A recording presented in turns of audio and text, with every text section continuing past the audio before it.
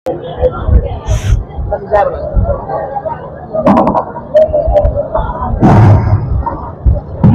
सतगुरुदेव की। अरे भाई, मुझे पता चले कोई मुझको सुनना चाहता है तो कम से कम आवाज तो दें। बोलिए सतगुरुदेव की। वाजी वाजी वाजी सुने। देखिए, हाँ हाँ ठीक है, बिल्कुल बढ़िया है। एक मुझे 10 मिनट का टाइम मिला है। ए माताराम, माताराम, 10 मिनट का टाइम मिला है। ये दान कभी भी हो सकता है, 10 मिनट के बाद भी हो सकता है। आप अपनी जगह पर बैठ जाइए। हम हरियाणा से आए हैं। अगर 10 मिनट में हम कुछ देना चाहते हैं वो ले लीजिए, आपके जीवन में काम आएगा। ये तो आप 70 साल के हो गए हैं, 10-10, 5-5 देते देते ना वो सेठ बने हैं ना तुम भिखारी बने हो।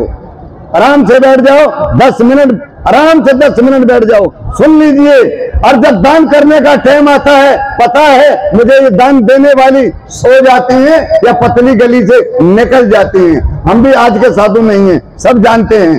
सुनिए बड़े गौर से। नमो नमो गुरुदेव जी, साधु स्वरूपी दे, आदि अंत गुण काल के जानन हारे भे। आप सभी को बड़ा बड़ा साधुवाद है। मंच पर बैठे पूरे बिहार के कोने कोने के धुरंधर संत, बड़े वक्ता संत, सभी को हमारा इनको बड़ा साधुवाद है। प्रीत्य मेरा इस प्रकार से है। गुल खिले गुलशन खिले, खिले हर एक जिंदगी। सभी सुनने वालों को हरियाणा से आए संत की तरफ से 3 बार बंदगी, साहेब बंदगी, साहेब बंदगी, साहेब बंदगी। तो मैं वहां से बात उठाना चाहूंगा। आज जिस बात की मेरे भारत देश को जरूरत है, खासकर जरूरत है, एक वो जमाना था 626 वर्ष पहले सदगुरु कबीर साहब हुए इस धराशाह पे। उसने बहुत कुछ इस दुनिया को दिया है। मेरा मानना है पकड़ लिया होगा किसी ने बहुत कुछ, अब तक शायद किसी ने कुछ पकड़ा नहीं है। पकड़ा है तो दाल भात तरकारी। क्या? दाल भात तरकारी और कुछ नहीं। पर बैठना नहीं सीखे हो, बंदगी करना नहीं सीखे हो, संतों को दान पूजा बंदगी कैसे करते हैं वो भी नहीं सीखे हो, तो कैसे मान लेंगे ये कबीर पंथी हैं। वो एक साध्वी कह रही थी छत्तीसगढ़ से, बहुत मार्मिक बात कह रही थी कि कोई महात्मा बुद्ध वो पंथी कह सकता है, जैन पंथी कह सकता है, तुम कबीर पंथी होकर के कबीर पंथी नहीं कह सकते। बड़े दुख की बात है। इस बात के ऊपर विचार करो। मैं 2000 किलोमीटर चल के यहाँ आपके बीच में आया हूं और मैं आपको कह के जा रहा हूं। इस बात के ऊपर विचार करो कि अगली साल अगर हम जिंदा रहें और आप भी जिंदा रहें तो आए तो ये शिष्टाचार आपका संभला हुआ मिले, तो पता चले किसी संत की बात इनको माना। अब थोड़ा बात आज समाज की बात कर दें। हम समाज से उठाना चाहते हैं जहां से हमारा समाज ये दुखी है। तकरीबन कबीर साहब के बीजक की साखी, ई जग जरते देखिया अपनी अपनी आग, ऐसा ना कोई मिला जो रहे काहू से लाग। सब पशु पक्षी कीड़ी भी, चैंटी जिसको बोलते हैं, वो भी एक दूसरे से लड़ती हुई मिलती है। सही सलामत वो भी नहीं मिलती। तो आपकी तो औकात है कि आज आराम से बैठ जाओगे, आप तो सब कुछ जानते हो। फड़फड़ा सबसे ज्यादा आप ही करवा पाओगे। तो आज के जमाने में जो बाप बना, बात तो लंबी कहना इसका मन करता था, अगर साहब जी थोड़ा छोड़ दें तो 10 मिनट और तो हम कर देते हैं कार्रवाई। ये समाज की बातें, बहुत काम की बात है। चलो हो गया है, 10 मिनट और बढ़ गया है तो आपसे और ऐसे तुमसे कर देते हैं। शादी 4 प्रकार से होती। शादी, ये शादी ही अगर समझ में ठीक से आ गया तो यूं मान लो सदगुरु कबीर साहब का बीजे के पढ़ लिया। आज के जमाने की बात। एक वो जमाना था कि इधर ये कुछ माताएं बैठी दिखाई देती थी, इनके जमाने में ब्याह होता था, ब्याह तो बहू आती थी, ब्याह में संस्कार लेके आती थी, जिसका नाम बहू पड़ता था कि आज हमारे घर में बहू आएगी, आज हमारी गली में नई बहू आएगी, तो वो संस्कार लेके आती थी माँ बाप से। उसके बाद क्या हुआ, उसके बाद थोड़ा सा दहेज आ गया, वो आ गई बहू रानी। बहू रानी आई तो घर में थोड़ा खटपट शुरू हो गया। बहू रानी जब से आई तो घर में खटपट शुरू हो गया। जिस माई के घर में हो वो ताड़ी तो बजा लियो, हमारे घर में है, पता तो चले कि ये है। बहू रानी यहां पहुंच गई। बहू रानी जहां आई कि बाप के घर से, बिहार में तो तकरीबन सुनते हैं चाहे गरीब हो अमीर हो, शादी करता है बेटी की तो मोटरसाइकिल तो देता ही देता। तो वो मोटरसाइकिल लेके आता, दहेज आया तो वो कहेगी मेरे बाप को दिया, इस पे बिठाकर मुझे ले चल। कुछ भी काम करेगी, मेरे बाप ने दिया है, इस पे बिठा करके ले चल। यानी कि जो उसका धनी है, उसका बाप का दामाद है, उस लड़की का जो पति कहलाता है, वो उसका बच्चू बन जाता है एक मोटरसाइकिल से। और जिसने किसी का घर में थोड़ा कुछ है, थोड़ा ज्यादा दिया, तो थोड़ा और उसका सासू ससुर भी शायद वो बच्चू बना लेती है, और नहीं बन पाते तो थोड़ा हम सुझा देते हैं, देख लीजिए कैसे बनता। एक ऐसी बहू रानी आ गई। एक कहानी के अनुसार कहा जाता है, एक मां थी, बूढ़ी मां, बूढ़ी थी, जिसको एक बेटा हुआ, पति बेटे को जन्म दे करके मर गए, और 2 मां बेटे रहे। उस जवानी में उस मां ने जवानी काटी, उस बच्चे को पढ़ाया लिखाया, मजदूरी कर कर उसको जवान बनाया, काबिल बनाया, पढ़ा लिखा करके, और शादी किया अच्छे ठीक ठाक घर में। तो वहां से बहुरानी आ गई। उस घर में बहुरानी आ गई। बहुरानी ने आकर के कहा, ये बूढ़ी जो है, आजकल पढ़ी लिखी लड़कियां हैं, ये माताएं जो बैठी है ना, ये उनको अच्छी नहीं लगती है घर में, कि उनका पहनना अलग, ओढ़ना अलग, मोबाइल से काम करना है। ये माता लोग मोबाइल का काम नहीं जानते हैं, चाकी चूल्हा का पुराना काम जानते हैं, आज के नए जमाने का सिस्टम का काम नहीं जानती। तो वो बहू जो आएगी नई, इन माताओं को पास नहीं करती है, तो कहती है, अपने पति पे डोरा डालती है, ये माँ जो है ना, इसको खांसी खगार आता है, बलगम आता है, इसको बाहर कर दो, बाहर वाले कमरे में छोड़ दो। उसने कहा, देखो धर्म पत्नी जी, इस मेरी माँ ने मेरे लिए इतने पापड़ पेले हैं, इतने दुख उठाए हैं, पूरी जवानी विधवा बिता दी, मेरे पिताजी चल बसे थे, और आज मैं इसके काबिल हुआ हूं सेवा के, और तेरे को मौका मिला है, और तू इस माँ को दूर करने को कहती है, तू कैसी औरत है? तेरी माँ हो तो तू क्या करेगी? पहले कुछ भी हो। यानी कि उसने बहुत नाटक चलाए, पति को अपने वश में करना चाहा, पति नहीं हुआ, सासू को निकलवाना चाहा, सासू निकल नहीं पाई। तो बहू ने अक्सर आपके मोबाइलों में, आप बिहार गरीब नहीं, एक एक माता के पास एंड्रॉइड फोन 25 से 30 हजार रुपए का मिलेगा, जो बाहर घूमने जाती, तब भी हर माई के पास। तो गरीब कहां? अपना अपना मोबाइल चला करके देखते हैं, नाटक भी आते हैं किन्ने किन्ने प्रकार के। तो वो एक बहू नाटक करती है, कपड़े फाड़ती है, बाल खिंडा लेती है। जैसे आप टोटके वाले को सिस्टम को तो बहुत ज्यादा समझते हैं, और सब चला चला के गए, एक भी बात नहीं समझोगे। अगर आपको कोई कहे घर में जाके 4 दीपक जला देना, तेल डाल देना, कपूर डाल देना, और बीच में एक बम फोड़ देना, और छान में आग लगा देना, आपको धन हो जाएगा, आप अपने नहीं तो पड़ोसी की तरह जला देंगे। क्यों? ये टोटका है, अक्सर ये टोटका करने वाले ये करवा देते हैं। तो ऐसा उस बहू ने टोटका चलाया। तो उसने बहू को बहुत समझाया, डॉक्टर को दिखाया, हेमोपैथी को दिखाया, आयुर्वेदिक को दिखाया, मतलब उसको आराम नहीं हुआ। क्यों नहीं हुआ? बीमारी नकली थी, दवाई असली थी, इसलिए उसको आराम नहीं हुआ। तो उसने कहा, ए मेरी धर्म पत्नी, मैं परेशान हो गया हूं, आप कोई पहले भी बीमारी हुआ था क्या? गौर से सुनना, आप जो बात आगे चलेगी, कि आपको ये बीमारी पहले भी हुआ था? कि हाँ एक बारी हुआ था, उसके लिए एक टोटका करना पड़ता। बोला कैसे हुआ था, क्या टोटका किया था? बोला उसमें मेरी माँ ने किया था, अब मैं आपके घर शादी होके आ गई हूं, आपकी माँ ने करना पड़ेगा।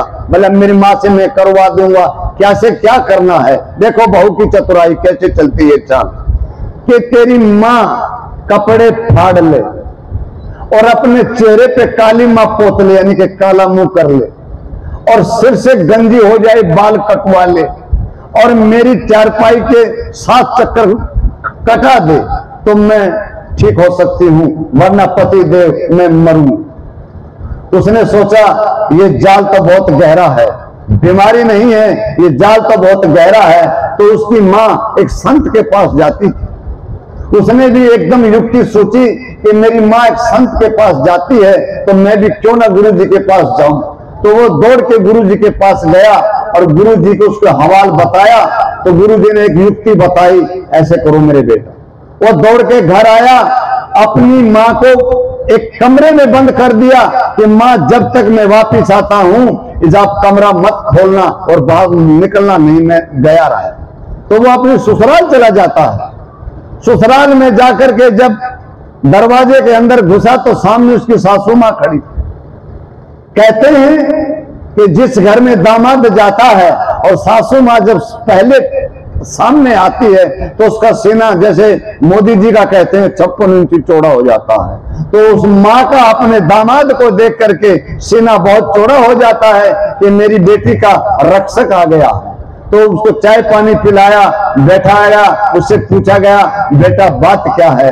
तो उसने कहा कि माता बात तो बहुत गड़बड़ है। बोला क्या बात हो गई दामाद जी, कुछ तो बताओ। बोला मैं बहुत दवाई कराया हूं, हेमोपैथिक कराया हूं, जो झाड़ फूक करते हैं वो भी मैं सब करवाया हूं, आपकी बेटी को आराम नहीं पाया है। तो मैंने उससे पूछा तो उसने बताया है कि ऐसे ऐसे मेरी माँ के पास जाओ और मेरी माँ ऐसे ऐसे ये जंतर कर देगी तो मैं ठीक हो जाऊंगी। तो कहते हैं बाप बेटे के लिए कितना भी बाप हो, मतलब बेटा खराब हो, बाप बेटे के लिए कुर्बान हो जाता है। उसी तरह माँ अपनी बेटी के लिए कुर्बान हो जाती है। बेटी से कितनी नालायक क्यों ना हो, फिर भी माँ बेटी पे कुर्बान हो जाती है। तो उसने कहा दामाद जी इतनी सी तो बात है, चिंता मत करो, सुबेरे मैं चलूंगी और मेरा मुंडन कर देना। अब सुबह वो तो अपनी मां को बचाने के लिए उस तरह साथ लेके गया था। सुबह सुबह मैया तैयार हो गई, उसका मुंडन कर दिया और चेहरे पे काली मां पोताया और कपड़े फाड़ के ले आया। अब जिसके मुंडन हो जाए औरत का और चेहरे पे काली मां कालस लग जाएगी, कौन पहचानेगा ये फलना लोग आई, फलना औरत को पहचानेगा? नहीं पहचानेगा। तो जैसे वो घर में आई, चारपाई से घुमाया, सुनना बड़ी मजे की बात है। तो उसने कहा अब तो ठीक हो गई हो। उसने देखा हाँ पति देव अब तो मैं ठीक हो गई हूं, बिल्कुल मेरा रोग चला गया है। देख क्रिया की चाल, मेरा रोग बिल्कुल चला गया है। देख क्रिया की चाल, तेरी मां के कटवाए मुझे बाल और गोरे थे इसके गाल और काले करवाए इसके गाल, और देख क्रिया की चाल। जब उसने ये कहा, जब उस लड़के ने कहा देख मर्द की हेरा फेरी, देख मर्द की हेरा फेरी, ये मां तेरी है या मेरी। अरे सुनते हो इस बात पे कम से कम ये तो आ जाना चाहिए था कि कितनी चतुराई से अपनी मां को बचाया है। उस बच्चे ने अपनी मां को बचाया है। वो मां आप भी हो सकती है, वो मां आप भी हो सकती है, वो सब कुछ आप ही तो हैं। जब बूढ़ी बूढ़ी जवान तो यहाँ कोई है ही नहीं। बिहार में ये नीति चल पड़ी है कि 60 साल से ऊपर हो गया उसको चाबी भर दो, कहीं सत्संग हो, दाल भात मिल रहा है, जाओ सत्संग सुने आओ। वो अगर घर जाके अपनी बहू को बेटा को सुनाएगा तो वो उनको सुनेगा ही नहीं, पागल। और जवान कोई आएगा नहीं तो संत की बात सुन के जाए, घर बिगड़ रहा है कहीं से तो उसको सुधारने की कोशिश करेगा। ये बातें नहीं लेके जाएंगे। बूढ़े बूढ़े आदमी आ जाते हैं, इनको कुछ समझ में आता नहीं, खा पी लेते हैं फिर सो जाते हैं या नींद में ऐसा ऐसे करते रहते। तो बचाव करिए। फिर सुनिए एक बात और आ गई। उसके बाद 2 शादी बता दिया, तीसरी शादी हुई, कोर्ट मैरिज आई। वो भी ज्यादा लंबी नहीं चली। कब तक चली? जब तक लड़का लड़की जो घर से चोरी करके पैसा भागे थे, जो लव मैरिज वाले थे, तो पैसा जब तक चला जब तक लव मैरिज चला। उसके बाद मामला गड़बड़, या तो लड़का लड़की दोनों मर गए या एक मर गया, कुछ न कुछ मामला खटक खटक हो गया, चला नहीं है। अब आया एक मामला और, हर शहरों में बन चुका है मैरिज पैलेस बोलते हैं ना जिसको, ये अरेंजमेंट ही अरेंज मैरेंज ऐसा कुछ बोला जाता है, ये वो शब्द है। इसमें क्या है कि लड़का गड़बड़ हो गया, लड़की गड़बड़ हो गई, घर पर से पता चल गया कुछ करने वाले, तो आम लोगों में घर पर से भाई इधर उधर को लड़का देखो और हम इसकी शादी कर देते हैं, जल्दी पीछा छुड़ा लेते हैं शर्म के वास्ते, इस समाज में रहने के लिए कि लड़के लड़की कुछ करना दे, इनका पीछा छुड़वा ले। तो कैसा हुआ, ऐसे एक लड़के से सेटिंग कर दिया, एक लड़की का अरेंज मैरिज कर दिया, तो अरेंज मैरिज होने के बाद लड़की दुल्हन बन के तो घर आ जाती, आएगी, सबकी आती है। तो आपके जमाने में जो बुजुर्ग माताएं बैठी हैं, इनके जमाने में भी शौक था अगर कोई फोटो वाला होता। बहुत सारे जगहों पे देखे हैं, फोटो बने हुए देखा हूं पुराने लोगों के, तो इनका भाव था जब फोटो हमारे बन जाए शादी दोबारा नहीं होगा। तो आज के तो नए बच्चे यूं कर लेते हैं, यूं करते करते फेसबुक पे चला जाता है, न जाने कितने ऐप चलते हैं उन पे, जब यहां से 5 मिनट बाहर लगते हैं जब तक तो पूरी दुनिया में वो फोटो फैल जाता है, ऐसे साधन हो गए। तो उस लड़के ने चाहा, ये सुनना बड़ी मार्मिक बात है, आज की ताजा बात है, जो पूरे देश में हर गांव में 2-4 केस ऐसे हो रहे हैं जिनके ऊपर मैं बोल रहा हूं, सुनिए गौर से। ये भी एक सत्संग की बात है, खाली कबीर के नाम से सत्संग नहीं होता है। जिसका घर सही होगा उसका सत्संग सही होगा, जिसका घर सही नहीं है कितना सत्संग में बैठा रहो तो सत्संग कुछ नहीं है। तो कैसे हुआ, उस लड़के ने अपनी दुल्हन का घूंघट उठाना चाहा सेल्फी के लिए, तो लड़की ने कहा कृपया माफ कीजिए, अगर मेरा घूंघट उठाना है तो एक दबा दीजिए, अगर मुझसे बात करनी है तो 2 दबा दीजिए, और मेरा हाथ पकड़ना है तो 3 दबा दीजिए। लड़का गुम हो गया, पकड़ा गया अपने आप। अरे शादी करके लाया था, दुनिया शादी करके लाए हैं, आज तक ये ऐसा मामला तो हुआ नहीं। ये मामला क्या हो गया, ये औरत आ गई या कोई मशीन आ गई? वो लड़की केयर वाली जगह पर काम करने वाली, और लड़के ने हिम्मत करके कहा, सुनना गौर से, और मैं सबके हाथों से ताड़ी देखना चाहता हूं कि मेरी आवाज किसके समझ में भी आई है या मैं वैसे ही बका। उसने कहा कि श्रीमती जी, आपसे पिंड छुड़ाने के लिए क्या दबाना होगा, आपसे पिंड छुड़ाने के लिए क्या दबाना होगा? लड़की का जवाब आया, कृपया माफ कीजिए, ये सेवा एक्टिवेट नहीं, कृपया माफ कीजिए, ये सेवा एक्टिवेट नहीं है। अगर इस सेवा का लाभ लेना है तो आपके मोबाइल से मेरे मोबाइल में 10 लाख का रिचार्ज कराइए, 10 लाख का रिचार्ज कराइए। ऐसे केस नहीं हो रहे गांव में, 2 महीने होते हैं डिवोर्स का केस लग जाता है, लड़का लड़की का बनता नहीं, कहीं 8 लाख कहीं 10 लाख रुपया देना पड़ता। कैसा नहीं है?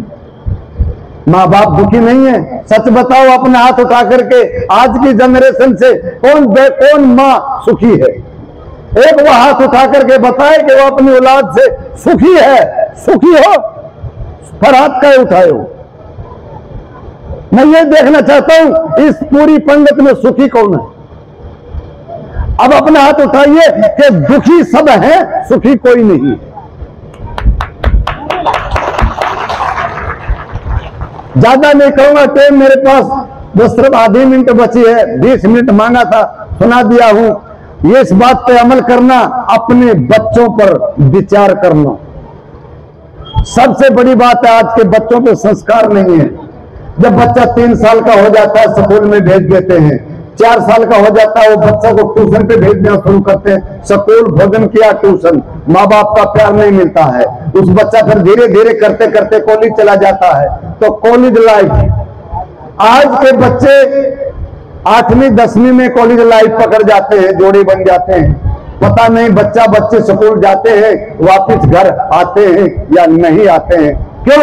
आज के माँ बाप को संस्कार नहीं। मेरा कहने का भाव यह है, साइंस की टेक्नोलॉजी में मेरा भारत 21वीं सदी का विकसित भारत है, और संस्कार की टेक्नोलॉजी मान लेना, संस्कारों के पीछे आज मेरा बिछड़ता हुआ 21वीं सदी का भारत है। प्रत्येक आदमी अपने संसार में अपनी औलाद से दुखी है, प्रत्येक आदमी। तो क्यों ये संस्कार डालो और अच्छे संतों की बातें सुनो। ये मोबाइलों में भी ये वीडियो जो है, बड़े अच्छे अच्छे संतों की वीडियो मेरे मोबाइल पे चलती है। जिसके पास एंड्रॉइड फोन है, चैनल को सब्सक्राइब कर लीजिए। गुलशन संत कबीर, गुलशन संत कबीर के नाम से मेरा चैनल है। पारखी संतों की वीडियो मिलेंगी, सब पारखी संतों की, पाखंड के खिलाफ मिलेगा, पूरा मामला पाखंड के खिलाफ मिलेगा। आप सुनिए, अपने बच्चों को सुनाइए, अपने भविष्य को उज्जवल बनाइए और बिछड़ते भारत को बचाइए। यानी कि भारत क्या है? हमारा घर ही हमारा भारत है। अपने घर को बचाइए तो आपका भारत बच जाएगा। अगर आपका घर नहीं बच पाया तो भारत कहां बच के आएगा? बोले सदगुरुदेव की साहेब बंदगी, साहेब बंदगी, साहेब बंदगी।